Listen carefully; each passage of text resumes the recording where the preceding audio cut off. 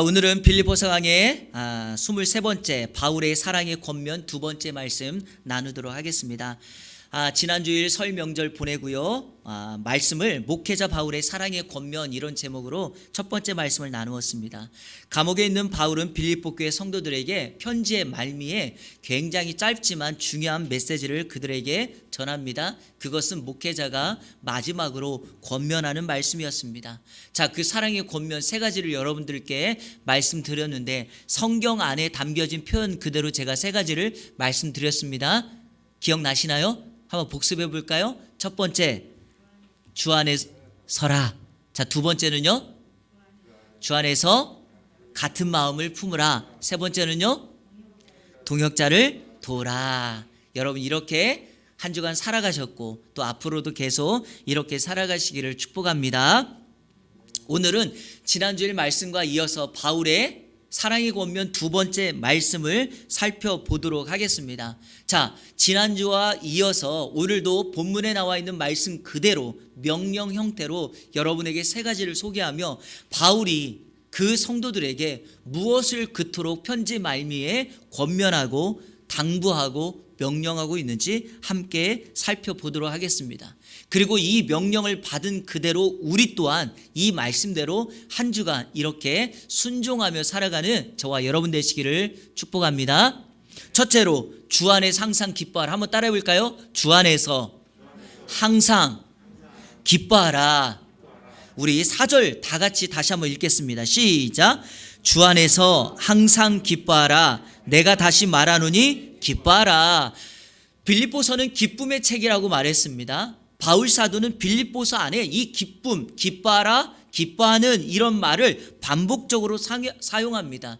그토록 중요하기 때문이죠. 신앙의 삶에서 중요한 신앙의 핵심을 한 가지 뽑으라면 그것은 바로 기쁨입니다. 예수 그리스도를 믿은 성도의 삶의 표징을 하나만 말하라면 뭘까요? 기쁨입니다. 성도에게 진짜 예수님 때문에 기쁨이 있는가라는 것입니다. 환경을 지배받지 않고 초월한 기쁨이 우리 가운데 있는가? 자, 오늘 예배하는 여러분 기쁘십니까? 옛날에 이런 코미디 프로 있었던 거 기억나시죠? 웃으면? 여러분 웃으면 복이 옵니까? 아니요, 안 와요. 웃으면 주름만 생겨요. 그러면 기쁨은 뭘까요? 근본입니다.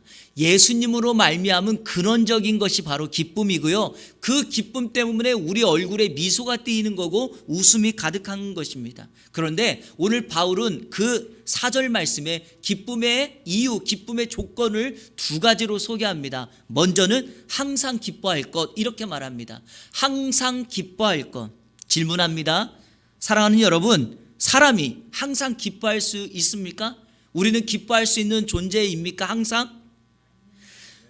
사람의 삶을 히로에락이라고 하는 네 가지로 말하죠. 그러니까 사람은 기쁠 때도 있지만 슬프고 분노하고 화날 때도 있고 아플 때도 있다는 것입니다. 이 말씀 따라 보면 항상 기뻐하는 것은 불가능한 것처럼 보입니다. 그런데 왜 성경은 바울 사도는 본문에서도 데살로니가 전서에서도 항상 기뻐하라고 말하고 있을까요? 이것을 정확하게 해석해 보자면 이렇게 설명할 수 있을 것입니다. 삶의 순간순간 기뻐하라. 그리고 중요한 것은 지지난주 말씀과 이어보면 우리의 성도의 삶의 신앙의 경향이 하나님께로 기울어져 있을 때 환경에 지배받지 않고 우리는 기뻐할 수 있으니 우리의 삶의 모든 경향을 하나님께로 기울어져 살아가면 우리는 항상 기뻐할 수 있다라는 것입니다. 기뻐하는 것은 당연히 되는 것이 아닙니다. 그래서 바울은 기뻐하라고 명령형으로 사용한 것입니다. 자, 두 번째, 주 안에서 기뻐할 것 이렇게 말합니다. 여러분, 나의 기대와 우리의 환경에 따라서 기뻐하는 것은요, 온전한 기쁨이 아니죠. 그러다 보니 어떨 때는 기쁘고 어떨 때는 슬픕니다. 무슨 말이냐면 환경과 내가 바라고 기대하는 대로 되면 좋았다가 그렇지 않으면 기뻐할 수가 없는 것이죠. 그런데 여러분 이것을 다 뒤로 하고 주 안에 우리가 머물면 어떻게 될까요? 환경을 초월한 기쁨, 환경에 지배받지 않는 기쁨을 가질 수 있다라는 것입니다. 주 안에서 기뻐하는 이미지를 이렇게 한번 설명해 보면 어떨까요? 바다 위에 바람으로 말미암아 파도가 거세게 치는데 바다 밑은 어떻습니까? 평안하죠? 주 안에 있는 것을 마치 그렇게 표현하면 어떨까요? 세상에 요동치는 파도와 같은 문제가 있지만 주 안에 머물러 있으면 우리는 평온함을 누릴 수 있다. 그러므로 우리는 주 안에서 환경을 초월한 기쁨을 누릴 수 있다. 이렇게 말할 수 있겠죠. 그리고 3장 하반절에 여러분에게 제가 이런 말씀 드렸죠. 우리의 몸이, 낮은 몸이 예수 그리스도의 형체로 변형될 것이기에 우리는 늘 이 말씀 때문에 기대함을 가지고 천국 소망을 가지고 그분 안에서 기뻐하며 살아갈 수 있다. 사랑하는 성도 여러분, 한 주간 여러분의 삶을 한번 잠깐만 돌아보십시오. 주 안에서 기뻐하셨습니까? 네, 쉽지 않겠죠. 그렇지만 여러분, 이렇게 바이러스가 창궐하고 더 많은 확진자가 나오는 이런 순간에서도 우리 사랑하는 성도들은요, 기쁨의 근원, 기쁨의 이유를 찾아야 합니다.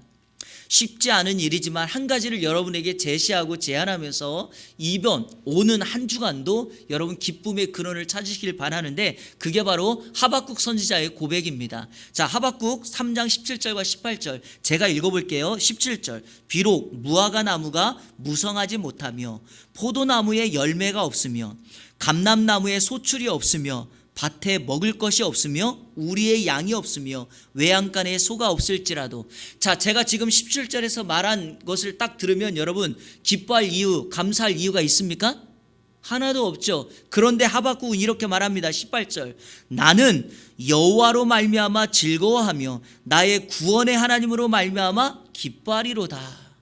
하박국은 환경과 상황은 변한 것이 하나도 없어서 기뻐할 이유가 없지만 가만히 생각해 보니까 이런 어려운 환경 중에서도 하나님은 나를 떠나지 않고 나와 함께 하였기 때문에 나는 그분을 생각하며 즐거워하고 기뻐한다. 그러므로 하박국 선지자가 우리에게 가르치는 교훈이 무엇입니까? 바로 즐거움과 기쁨의 근거는 여호와 하나님께 있다라는 것입니다. 이번 한 주간 이 기쁨이 저와 여러분의 동일한 기쁨이 되기를 주님의 이름으로 축원합니다. 그러면 우리는 항상 기뻐하고 즐거워할 수 있다라는 것입니다. 자, 둘째로 관용을 알게 하라. 바울이 우리에게 권면합니다. 한번 따라해 볼까요? 관용을 알게 하라. 자, 우리 5절 말씀 다 같이 읽겠습니다. 5절 시작. 너희 관용을 모든 사람에게 알게 하라. 주께서 가까우시니라. 아멘. 관용이라는 말을 들어보셨나요? 관용은 사전에서 남의 잘못 따위를 너그럽게 받아들이거나 용서함. 그러니까 관용이라는 말이 무슨 말이냐면 너그럽게 관대하게 다른 사람들의 잘못이나 문제를 용서해주고 받아주는 거예요. 그래서 영어 성경의 영어 단어에 보니까 gentleness 이렇게 표현을 했는데 너그럽게 받아주는 겁니다. 그런데 여러분, 이 관용이라는 말을 신앙적인 용어로 바꿔보면 이렇게 해석할 수 있습니다. 알맞은 생활 방식, 넓은 마음으로 남을 품는 것. 그러니까 신앙에서 관용이라는 표현을 쓰면은요, 넓은 마음으로 상대방을 품어주는 겁니다. 우리 개혁주의 장로교의 창시자라고 불리우는 요한 칼빈은 이 관용이라는 말을 이렇게 풀었습니다. 우리 한번 읽어볼까요? 시작. 손해나 역경을 당해도 쉽게 동요되거나 넘어지지 않고. 그렇습니다, 여러분. 무슨 말이냐면 내가 입은 손해, 역경이 있을지라도 그것에 쓰러지거나 넘어지거나 동요되지 않고 평정을 유지하는 것, 그래서 영적인 인내다 이렇게 말을 했습니다. 그런데 중요한 게 한 가지가 있습니다. 관용은 내가 가졌다 안 가졌다 이게 중요한 것이 아니라 내가 가지고 있는 관용이 사람들에게, 오늘 성경 말씀 그대로 모든 사람들에게 알게 하라고 바울이 권면하고 있다는 것입니다. 모든 사람이라는 게 무슨 의미입니까? 관용을 베푸는 데 있어서 사람을 차별하거나 사람을 구별해서는 안 된다는 것입니다. 모든 사람에게 이 관용은 공정하고 공평하게 베풀어져야 합니다. 성도들끼리 신자들끼리 관용을 베푸는 거 누가 못합니까? 중요한 것은 믿지 않는 사람들에게도 우리는 관용을 베풀어야 한다는 사실입니다. 이게 왜 어렵냐면 이겁니다. 자, 여러분, 나에게 직접적인 잘못을 하는 사람이 있어요. 그 사람에게 내가 너그러운 마음으로 그 사람을 용서하고 관용을 베푼다는 것이 쉽지 않습니다. 그래서 바울은 나에게까지 잘못하는 사람들, 그 사람들까지도 포용할 수 있느냐, 그래서 그 관용을 실천해야 된다라고 말합니다. 이 알게 하다는 말이 수동태예요. 무슨 말이냐면 그냥 보여지는 거예요. 누군가가 나의 관용을 보기 위해서 관찰하거나 주목해서 보는 게 아니라 우리는 그냥 평상시 때처럼 살아갑니다. 그냥 우리의 일상 24시간을 살아갑니다. 오늘도 출근해서 일터에서 열심히 일을 합니다. 그런데 누군가가 나의 삶을 보면서 이렇게 말하는 거예요. 당신 왜 그렇게 마음이 너그럽냐. 그러니까 일부러 우리의 관용을 찾거나 보려고 하는 것이 아니라 성도의 신앙의 관용이라고 하는 것은 그냥 사람들에게 보여지고 비춰져야 된다라는 것입니다.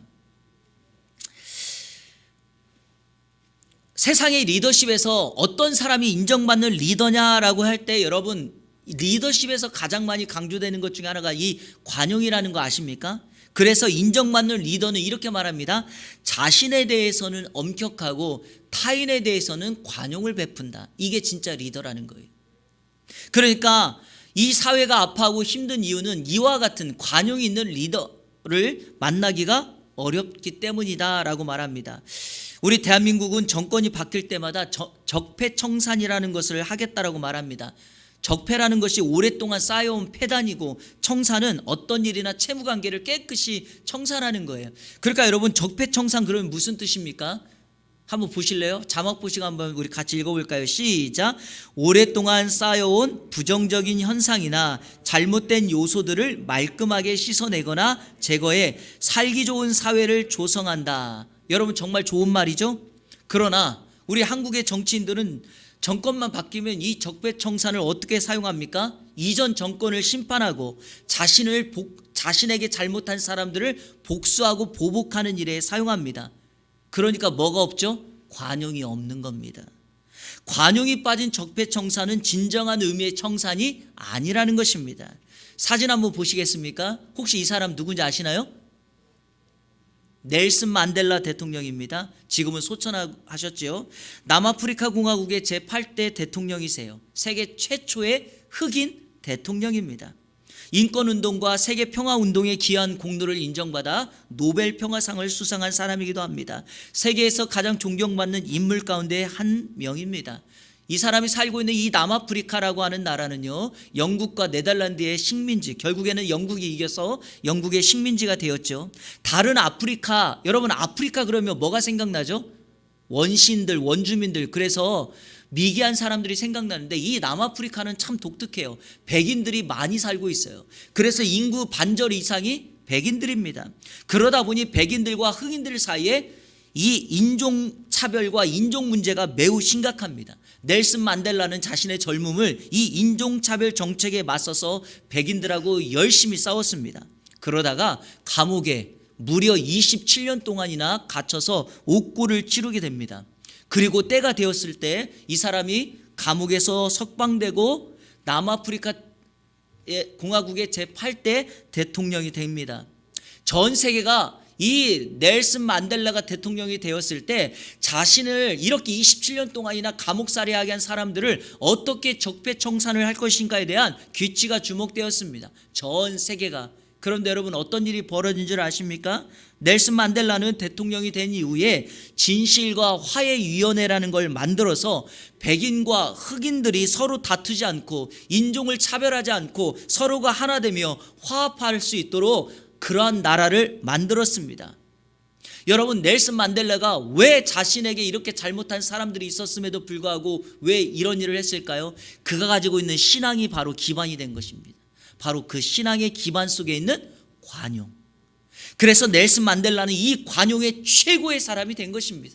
그가 배웠던 이 관용은 자기 편 흑인들만을 위한 것이 아니라 나를 공격하고 나를 아프게 했던 백인들에게까지 베풀어져야 되고 보여져야 되는 신앙의 행동이었기 때문에 이 관용이 넬슨 만델라로 하여금 새로운 역사를 전 세계에 보였던 것 아닙니까? 그래서 성경은 이 관용을 모든 사람에게 알게 하라. 그리고 그것이 알려졌을 때 그 공동체는 평화로운 하나님의 나라가 될 줄로 믿습니다. 사랑하는 여러분, 이번 한 주간 이렇게 한번 훈련하며 연습하며 살아보시지 않겠습니까? 여러분의 관용이 나타나 사람들이 그 관용을 바라보면서 저 사람이야말로 믿음의 사람이다 라는 칭찬을 받는 저와 여러분들 되시기를 주님의 이름으로 축원합니다. 그런데 여러분, 이 말씀 9절의 마지막 부분에 정말 본문 말씀과 연결해 봤을 때 어울리지 않는 말씀이 하나 등장해요. 그게 뭡니까? 5절 하반절에 보니까 주께서 가까우시니라. 없어도 될 말 같은데 이 말씀이 붙어 있습니다. 주께서 가깝다는 것이 무슨 의미입니까? 주님께서 곧 오실 것이다 라는 것이죠. 관용을 이야기하면서 주님의 재림을 말하는 이유가 무엇일까요? 여러분, 주님의 재림이 곧 임할 것이기 때문에 성도들은 삶 속에서 관용을 실천해야 된다라는 것입니다. 주님의 재림은 심판의 시간이죠. 주님이 다시 오시면 누군가를 심판하여 어떤 사람은 상을, 어떤 사람은 책망을 하는 시간입니다. 그러나 성도들이 이 땅에서 관용을 베풀며 공의, 정의를 실천해 나갈 때 주님이 다시 오셔서 재림하실 때 우리에게 상 받는 심판으로 우리를 인도할 것이며, 그렇지 않은 사람은 어떻게 하실 거다? 책망의 심판으로, 불못의 심판으로 그들을 인도하실 것이다. 저는 그래서요, 이 말씀을 묵상하다가 이런 표현이 딱 기억나더라고요. 주께서 가깝다는 말은요, 이렇게 표현할 수 있습니다. 주님께서 나의 형편을 다 아신다. 여러분, 주님이 다 아세요. 그러니까 나에게 잘못한 사람, 그 사람 때문에 너무 억울해하지 마시고요, 그냥 그 사람은 그 사람대로 살아간다. 그러니 오늘 내 삶 속에서 손해를 본다는 생각하지 마시고 관용을 베푸시고 억울해하지 마시고 믿음의 길을 나아가는 저와 여러분들 되시기를 주님의 이름으로 축원합니다. 한 가지만 팁으로 말씀드릴게요. 지금 이 편지를 쓰고 있는 바울이 어디 있다고요? 감옥에 있잖아요. 억울하게 갇혔지 않습니까? 복음을 전하다가 갇혔지 않습니까? 자신을 복음을 전한다고 공격하는 사람들 때문에 감옥에 갇혀 있으니 바울만큼 가장 억울하게 생각할 수 있는 사람이 어디 있겠어요? 그런데 한번 이렇게 생각해 본 거예요. 바울이 이 편지를 쓰면서 마지막에 주께서 가깝다라는 말을 쓴 것은 하나님이 나의 형편 다 알아. 당신들 성도들의 형편도 다 아실 것이니까 나에게 잘못한 사람 심판하거나 그 사람 원수 갚으려고 하지 말고 관용을 모든 사람들에게 실천하라. 이렇게 받아들이니까 여러분, 오늘 말씀이 오늘 이 땅을 살아가는 저와 여러분들에게 그대로 전달되지 않습니까? 오늘 이렇게 관용을 실천하는 저와 여러분 되시기를 축복합니다. 마지막 세 번째, 감사함으로 기도하라, 이것입니다. 한번 따라해 볼까요? 감사함으로 기도하라. 한번 우리 복습해 봐요. 이렇게 빨리 지나가면 앞에 한 것을 다 잊어버리거든요, 성도님들이. 자, 바울의 사랑의 권면 첫 번째, 오늘 말씀 중심으로 뭐였습니까? 그렇죠. 주 안에서 항상 기뻐하라. 두 번째는 관용을 알게 하라. 자, 그리고 세 번째는 감사함으로 기도하라. 자, 우리 6절 말씀 다 같이 읽겠습니다. 시작. 아무것도 염려하지 말고 다만 모든 일에 아멘. 여러분, 염려가 뭡니까? 여러 가지로 마음을 쓰며 걱정한다, 이런 뜻이에요. 그러다 보니까 이 단어의 뜻을 그대로 적용해 보면 세상에서 염려하지 않는 사람 한 사람도 없습니다. 자, 그런데 세상은 이 염려를 이렇게 쓰는데 성경은 염려를 뭐라고 말할까요? 이거는 단순한 염려, 근심, 걱정이 아닙니다. 성경에서 염려라고 하는 말은 나누다, 분리하다는 말에서 나온 거예요. 그러니까 염려가 뭐냐? 하나님을 섬기는 하나님의 사람이 그 마음이 나누어진 겁니다. 하나님의 마음과 세상의 마음으로 나누어진 거예요. 하나님을 의지하는 마음과 세상을 의지하는 마음으로 나누어진 겁니다. 그래서 성경은 염려를 불신앙이다라고 말하고 있습니다. 여러분, 염려하는 곳에 불안이 넘쳐나고 다툼과 분쟁이 있는 이유는 단순합니다. 하나님께 시선을 두면 그렇지 않을 텐데 마음이 나누어지니까 사람을 바라보고 세상을 바라보고 세상에 있는 것들이 내 눈에 들어오기 시작하니까 분쟁이 벌어지는 겁니다. 그러나 바울이 염려에 대한 얘기를 하면서 염려하지 말고 기도하라는 것은 무슨 의미일까요? 자신이 통제할 수 없는 것에 대해서는 근심하거나 염려할 필요가 없습니다. 대신에 그 인생을 주관하고 다스리고 계시는 하나님께 기도하면 염려를 극복할 수 있다라고 말합니다. 그러므로 성도는 염려하는 대신에 감사함으로 하나님 앞에 기도하라 이렇게 말합니다. 여러분, 나는 통제할 수 없지만, 나는 그 인생을 다 책임질 수 없지만 하나님이 그 인생을 바라보고 계시니 기도할 때 감사함으로 기도하고 또 기도가 응답될 것을 기대하며 감사하면 반드시 하나님의 역사가 임하게 될 줄로 믿습니다. 제가요, 이 염려라는 원문 단어를 그 사전에서 딱 그 스트롱 넘버를 쳐보니까 가장 먼저 쓰여 있는 이 염려라는 단어가 신약 성경에 마태복음 6장 산상수훈에 등장합니다. 자, 우리 실례로 한번 보겠습니다. 이 염려를 좀 우리 오늘 살펴보고 넘어갈 텐데, 마태복음 6장 31절 한번 보십시오. 사람들이 대표적으로 가장 많이 걱정하는 영역. 자, 그러므로 염려하여 이르기를 무엇을 먹을까, 무엇을 마실까, 무엇을 입을까 하지 말라. 염려하지 말라는 겁니다. 이게 사람들이 가장 많이 염려하는 거죠. 대표적으로 뭡니까? 먹을 거, 마실 거, 입을 거. 이게 바로 의식주, 삶의 문제이니까요. 그런데 여러분, 이것을 염려하지 말라라고 하는 이유가 무엇입니까? 가만히 보니까 의식주를 위해서 우리가 지금이야 일을 하지만 과거에는 농사를 졌죠. 열심히 일해서 농사를 했는데, 여러분, 농사라고 하는 것이 내 수고의 열매로 나타나면 좋겠지만 정말 그렇던가요? 아무리 내가 수고해도 하나님께서 하늘에서 적당한 때에 비를 내려주시고 적당한 때에 해를 내려주시고 적당한 때에 바람을 불게 하시고 사계절 속에서 하나님이 역사하시는 그 방향대로 가야지만 풍년, 풍작을 거둘 수 있는 거 아닙니까? 그래서 이 의식주의 문제는요, 성경 당시에도 그랬지만 하나님께서 궁극적으로 허락해 주셔야지만 가능한 겁니다. 그러니까 우리가 통제할 수 없는 영역에 대해서 걱정할 필요가 없다라는 겁니다. 자, 또 하나, 사람들이 가장 많이 걱정하는 것 가운데 하나가 바로 마태복음 6장 34절입니다. 제가 읽어볼게요. 그러므로 내일 일을 위하여 염려하지 말라. 내일 일은 내일이 염려할 것이요 한날의 괴로움은 그날의 족하니라. 무슨 의미입니까? 바로 우리에게 다가오지 않는 내일을 걱정하는 겁니다. 우리 엄마들이 아이를 낳으면 가장 많이 걱정하는 게 뭐예요? 자녀 교육이에요.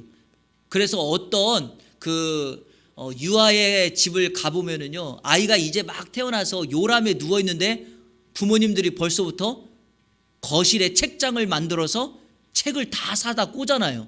미리. 이게 바로 부모님들의 염려 걱정 아닙니까? 초등학교 딱 들어가면 대학 갈 걱정하죠. 그리고 대학 들어가면 취업할 걱정하죠. 미리미리 다 걱정하는 겁니다.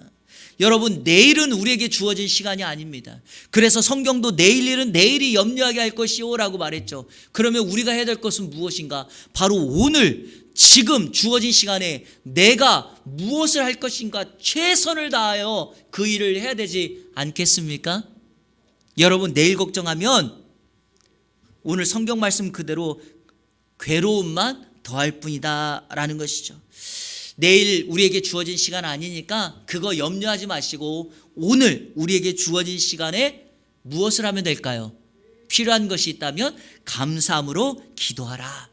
그러면 하나님께서 기도에 응답한다. 저는 성도가 가지고 있는 가장 큰 영적인 무기가 기도라고 생각합니다. 하나님의 자녀됨의 가장 큰 특권은 기도라고 생각합니다. 왜냐하면 기도하면 하나님께서 들으십니다. 기도하면 염려가 사라집니다. 기도하면 감사가 넘칩니다. 기도하면 하나님의 더 큰 응답이 주어집니다. 기도하면 기도의 지경이 넓어집니다. 기도하면 많은 사람들이 생각납니다. 기도하면 내 삶의 영역이 풍성해져서 더 많은 사람들을 돕고 섬길 수 있습니다. 감사함으로 기도한다는 의미가 뭘까요? 응답에 초점이 맞춰져 있는 것이 아니라 감사함으로 기도한다는 것은 그 응답을 주시는 하나님께 초점이 맞춰져 있는 것입니다. 신앙생활을 잘못하면 여러분 이렇게 하게 돼요. 자, 주위에서 들어보세요.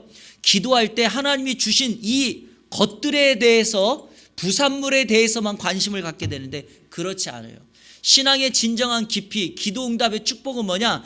이 부산물, 이 축복을 주시는 하나님의 마음을 알게 되고 하나님과 교제하게 된다는 것입니다. 우리는 그것을 어떻게 할 수 있습니까? 먼저 욥의 고백을 한번 들어보시겠습니까? 욥기 1장 21절 이르되 내가 모태에서 알몸으로 나왔사온즉 또한 알몸이 그리로 돌아올지라 주신 이도 여호와시요 거두신 이도 여호와시오니 여호와의 이름이 찬송을 받으실지어다. 여러분, 내 인생이 오직 하나님께만 영광을 돌리고 주신 분도 거두시는 분도 하나님이라는 것을 고백할 수 있다면 내 삶의 모든 영역은 바로 무엇입니까? 하나님께 찬송과 영광이 된다. 이번 한 주간의 삶 속에서 하나님께만 영광과 찬송을 돌리는 우리 이 안에 모든 성도님들 되시기를 주님의 이름으로 축원합니다. 그래서 바울이 이어서 7절에 이렇게 말하는 것입니다. 그리하면 모든 지각에 뛰어난 하나님의 평강이 그리스도 예수 안에서 너희 마음과 생각을 지키시리라. 여러분, 모든 지각에 뛰어난 이 표현이 뭔지 아십니까? 사람이, 세상이 감당할 수 없는 초월적인 은혜다, 이런 뜻이에요. 자, 그런데 여기서 질문을 한 가지 해야 됩니다. 이 질문이 뭐냐? 왜 하나님은 감사함으로 기도하면 하나님이 응답해 주신다 이렇게 표현하지 않고 하나님의 평강이 너희 마음과 생각을 지킨다 이렇게 표현했을까요? 사실 이렇게 표현하면 더 쉽잖아요. 하나님이 너의 기도를 다 응답해 주실 것이다 이렇게 말하면 더 쉽잖아요. 그런데 오늘 바울은 하나님의 평강이 너희 마음과 생각을 지킨다라고 말했습니다. 이유는 단순합니다. 사람의 염려의 영역이 어디입니까? 마음이죠. 생각입니다. 환경을 보면서 여러분 염려하지 않습니까? 그러니까 기도하면 하나님의 평강이 그 마음에 임하여 두렵고 염려하고 걱정할 것을 하나님의 은혜로 평강의 삶을 가져오게 한다. 제가 설교 시작할 때 말씀드렸던 것처럼 바다 위는 파도로 인하여 엄청나게 치고 있지만, 높은 파도를 치고 있지만 그 바닷속은 잔잔한 것처럼 하나님의 평강이 나를 지키시면 내 마음도 생각도 흔들리지 않게 된다. 그래서 기도응답의 최고의 축복은 하나님과의 교제라니까요. 그분과 함께 교제하는 것이 진정한 평안이다. 말씀을 정리하면서요, 왜 바울이 이걸 강조할까? 왜냐하면 바울의 삶이 이렇게 살았기 때문입니다.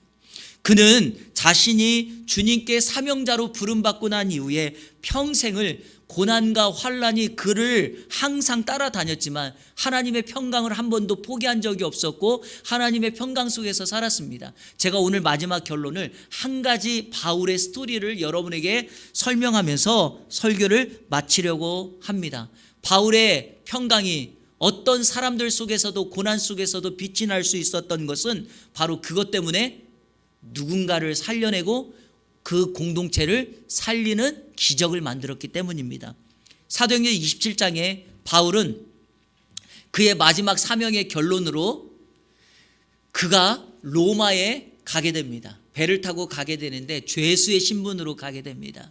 그가 배에 올랐을 때 죄수의 신분이지만 하나님의 음성을 듣고 그 죄수를 호송하고 있는 백부장에게 이렇게 말합니다.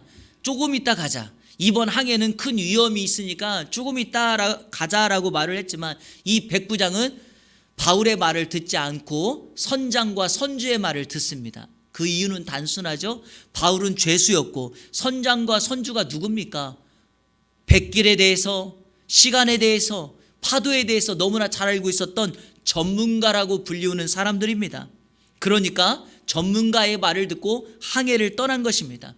그리고요, 그들이 항해를 하려고 했을 때 마침 남풍이 순하게 불어서 모든 것이 다 갖추어졌다라고 생각했습니다. 그래서 배를 띄워 로마로 나아갑니다. 그런데 갑자기 항해 시작하자 얼마 지나지 않아 유라굴로라고 하는 광풍이 불기 시작합니다. 여러분, 유라굴로라고 하는 광풍은요, 그냥 부는 광풍인데 제가 이 단어를 찾아보니까 이렇게 되어 있습니다.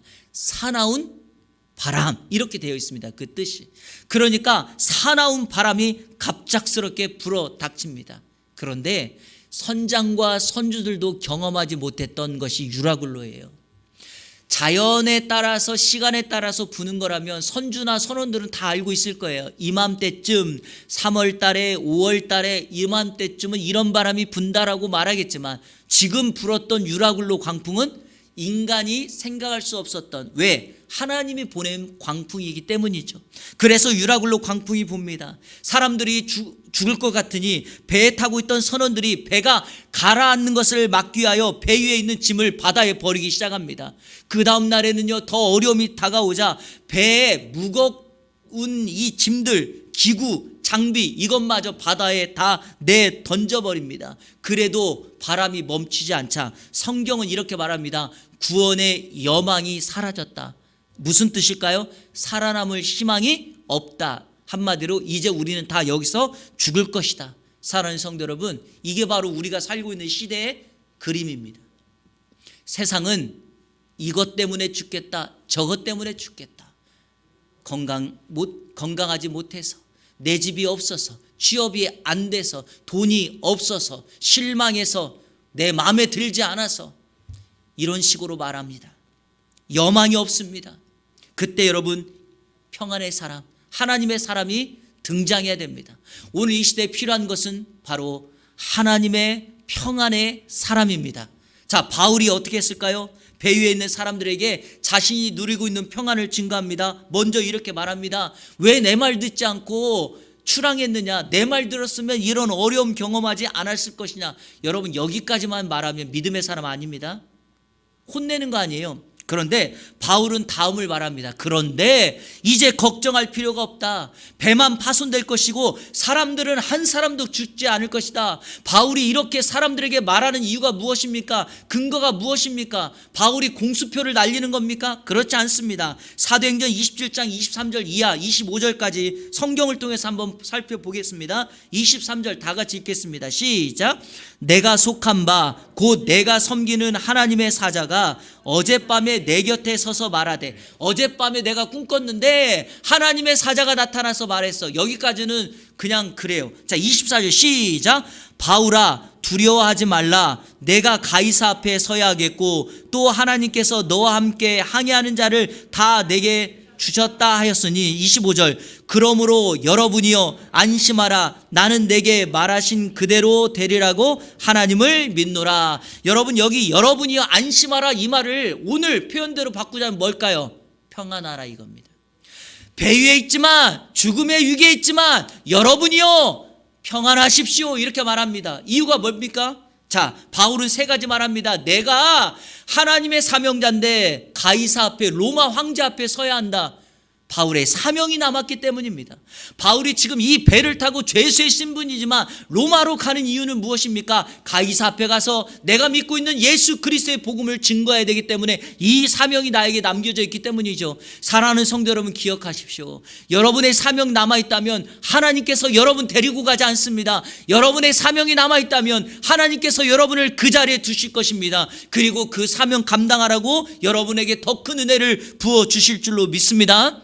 두 번째, 바울 때문에 이 배 위에 있는 사람들을 살려내라고 주님은 바울을 살려주시고 이 배에 있는 사람들을 살려주실 것입니다. 저와 여러분이 살고 있는 이곳, 저와 여러분이 일하는 이 공동체, 회사, 직장, 이웃, 그 사람들 만난 이유가 뭔지 아십니까? 그 사람들 살려내라고. 이 세상에 유락으로 강풍이 불지만 그 사람들 살려내라고요. 그리고 마지막 세 번째, 바울의 이 핵심 포인트, 바로 자신에게 말씀하신 하나님을 온전히 믿었고 신뢰했기 때문입니다. 사랑하는 여러분, 평안의 근거가 어디 있냐고요? 바로 하나님을 신뢰하는 사람에게 임하게 될 줄로 믿습니다. 그래서 아무리 거친 유라굴로 강풍이 불어도 바울 때문에 그 배에 있는 사람들은 다 살게 됩니다. 세상은 지금 다른 모습을 하고 있는 유라굴로 광풍이 우리 주변에 불어닥치고 있습니다. 자녀들은 입시의 광풍, 청년들은 취업의 광풍, 중년들은 내 집 장만과 자녀 양육에 대한 광풍, 노년들은 은퇴와 건강, 그리고 은퇴 이후의 노예에 대한 삶에 대한 광풍을 맞닥뜨리고 있습니다.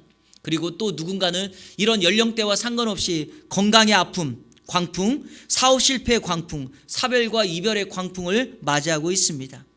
사나운 광풍 속에서 성도인 우리들은 이러한 세상 속에서 어떻게 살아가야 될까요? 오늘 바울이 저와 여러분에게 권면했던 세 가지 기억하십니까? 첫째, 주 안에서 항상 기뻐하십시오. 두 번째, 모든 사람에게 여러분의 관용을 알게 하십시오. 마지막 세 번째, 감사함으로 기도하십시오. 염려는 떠나가고 하나님의 평강이 저와 여러분을 지켜주실 줄로 믿습니다. 이번 한 주간 이 바울의 권면을 마음에 새기면서 하나님의 평강 속에서 많은 사람들을 돕고 섬기는 이 안의 성도들 되시기를 우리 주 예수 그리스도의 이름으로 축원합니다. 우리 시간에 다 같이 결단의 찬양 같이 하도록 하겠습니다. 우리 조금 전에 불렀던 아무것도 두려워 말라. 여러분, 두려워하기보다 염려하기보다 놀라기보다 하나님 앞에 감사함으로 기도하시면 어떻겠습니까? 왜냐하면 주님을 신뢰하는 사람들에게 하나님은 평강을 주십니다. 왜? 그분이 우리의 반석이시고 우리의 산성이시고 우리의 요새시고 우리의 소망이십니다. 그분이 우리의 삶을 다 아십니다.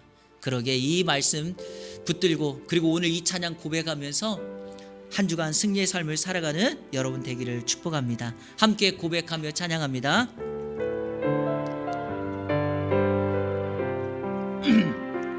아무것도 두려워 말라. 주 나의 하나님이 지켜주시네. 놀라지 마라. 겁내지 마라. 주님 나를 지켜주시네. 다시 한번 고백합니다. 아무것도 두려워 말. 주 나의 하나님, 주 나의 하나님이 지켜주시네. 놀라지 마라. 겁내지 마라. 주님 나를 지켜주시네. 내 맘이 힘에 겨워 지칠지라도 주님 나를 지켜주시네. 세상의 험한 풍파 몰아칠 때도 주님 나를 지켜주시네.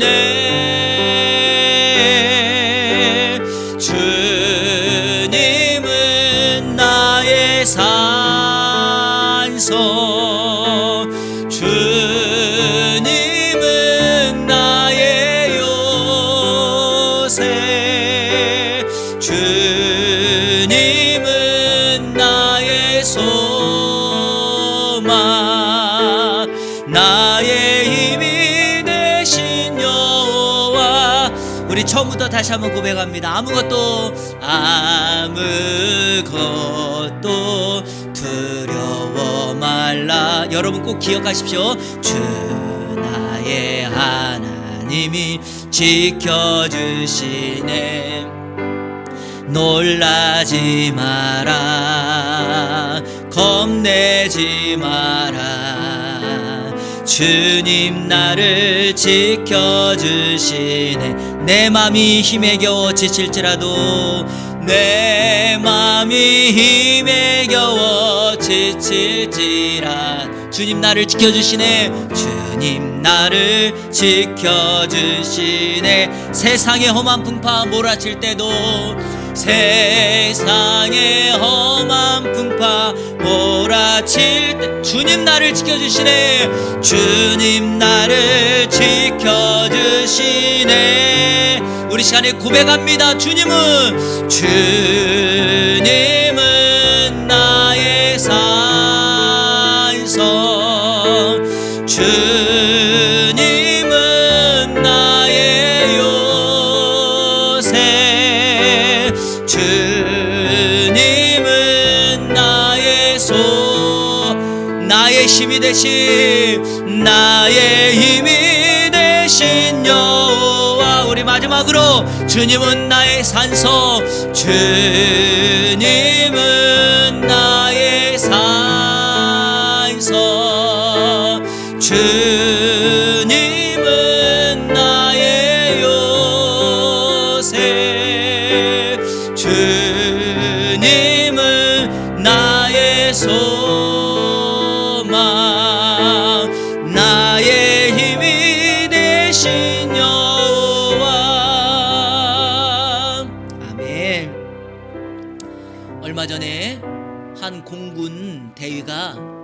자신이 몰던 비행기가 문제가 생겨서 탈출을 해야 되는데 그 탈출하면 그 비행기가 민가에 떨어져서 민간인의 희생을 방지하기 위해서 탈출하지 못하고 비행의 그 비행대를 잡고 스스로 목숨을 잃는 일이 있었습니다. 그 대인은요, 집안 대대로 예수를 잘 믿는 믿음의 사람이었습니다. 공군사관학교에 있는 군목이 그 대위를 추억하면서 그는 누구보다 믿음의 모습을 사람들에게 보였던 사람이다 라는 이야기를 하였습니다. 여러분, 그 대위의 희생으로 우리가 볼 수 있는 것이 무엇일까요? 관용 아닙니까? 자기가 살 수 있었지만 자기가 살면 그 비행기의 무너짐으로 폭파로 인해서 누군가 죽어야 되는 그 상황 속에서 자신의 희생을 통하여 그는 참된 믿음인의 모습을 보여주지 않았습니까? 어떤 사람은 이렇게 살아갑니다. 그런데요, 또 어떤 사람은 이 세상 속에서 자기의 것을 더 갖겠다고 누군가를 짓밟고 싸우고 사는 사람도 있습니다. 여러분, 세상의 유라굴로 강풍이 우리에게 끊임없이 불어옵니다. 그때 주님이 우리를 지키신다고 말했는데 나의 개인적인 욕심을 채우면은요, 신앙의 아름다운 모습 보이지 않습니다. 그래서 우리는 조금 힘들고 어렵지만 신앙의 길을 선택하는 것입니다. 주님이 우리의 산성이고 요새고 소망이라는 걸 믿는 사람이라면 여러분, 세상에 다가오는 세상의 유라굴로 강풍 때문에 마음 쓰지 않습니다. 대신에 하나님이 우리에게 무엇을 줄까를 늘 고민하며 나아가는 것 아니겠습니까? 저는 이번 한 주간 2022년 담장을 넘어 세상을 축복하는 우리 이한교회가 보여줘야 될 삶이 저는 이 모습이라고 믿습니다. 여러분, 관용을 모든 사람들에게 알게 하십시오. 무엇인가를 준다는 것은 내가 그걸 가졌다는 것인데 그것이 주님이기를 축복합니다. 우리의 힘 되신 주님을 바라보면서 이 시간 다 같이 기도할 때, 하나님, 내 인생이, 우리 가정이 주님을 붙들고 세상에 우리에게 다가오는 유라굴로 강풍 속에서 우리의 관용을 사람들에게 보이고 알리는 삶을 살게 하여 주옵소서. 그리고 우리가 어떤 리더의 위치에 있다면 나와 함께하는 사람들에게 진정한 신앙인의 삶을 나누고 보일 수 있는 삶을 살게 하여 주옵소서. 우리의 자녀들이 그렇게 살게 하시고 우리 이한교회가 이 지역사회에서 그렇게 살아갈 수 있도록 우리 시간에 다 같이 오늘 말씀을 기억하며 합심하여 기도하며 나가겠습니다. 기도합니다. 하나님 아버지, 감사합니다. 세상에 보이지 않는 위라굴로 강풍이 우리에게 다가옵니다. 오미크론이라고 하는 광풍이, 코로나 바이러스라고 하는 광풍이, 그리고 우리의 실업과 우리의 어려움과 건강과 인간관계와 자녀 문제와 물질과 여러 가지의 광풍이 우리 앞에 다가오고 있습니다. 하나님, 이러한 때 우리는 그것을 바라보면서 도망가고 지치고 후퇴하는 인생을 살아갈 때가 얼마나 많이 있었습니까? 이제 그거 내려놓고 주님 앞에 서는 우리의 산성이시오, 우리의 요새이시오, 우리의 소망이신 그분 앞에 설 수 있도록 인도하여 주옵소서. 힘들고 어렵지만 신앙인의 올바른 삶을 보이게 하여 주시고, 나를 힘들게 하고 어렵게 하는 사람들에게 관용의 삶을 보이게 하여 주시고, 그들 앞에 나아가는 우리의 삶을 살아갈 수 있도록 인도하여 주옵소서. 우리 사랑하는 성도들, 이번 한 주간도 그렇게 믿음의 여정을 나아가게 하여 주시고 주님 앞에 나아가는 삶을 살게 하여 주옵소서. 주께서 다 아시기에, 주께서 다시 오실 날이 가까우기에 우리는 서로 다투거나 싸우지 아니하고 참된 신앙인의 모습을 보이며 나아가게 하여 주옵소서. 하나님 아버지, 우리 사랑하는 성도들 한 분 한 분 기억하여 주시고 이번 한 주간도 믿음의 여정을 향하여 나아갈 때 담담으로 나아가게 하여 주시고 승리의 삶을 살아가는 복된 역사가 있게 하여 주옵소서. 하나님 아버지, 감사합니다. 목회자 바울의 사랑의 권면 두 번째 말씀을 살펴보았습니다. 주 안에서 항상 기뻐하게 하여 주옵소서. 모든 사람들에게 관용을 알게 하게 하여 주옵소서. 그리고 염려하는 대신에 감사함으로 기도함으로 우리의 삶을 참된 주님과 교제와 평안함으로 나아가는 우리 이 안의 성도들을 되게 하여 주옵소서. 이번 한 주간도 그렇게 살아갈 때 승리의 삶을 살아가게 하여 주시고 감사의 고백이 많아지게 하시고 주변에 있는 사람들에게 선한 영향력을 끼치며 살아가는 우리 모두가 되게 하여 주옵소서. 예수 그리스도의 이름으로 축복하며 기도하옵나이다. 아멘.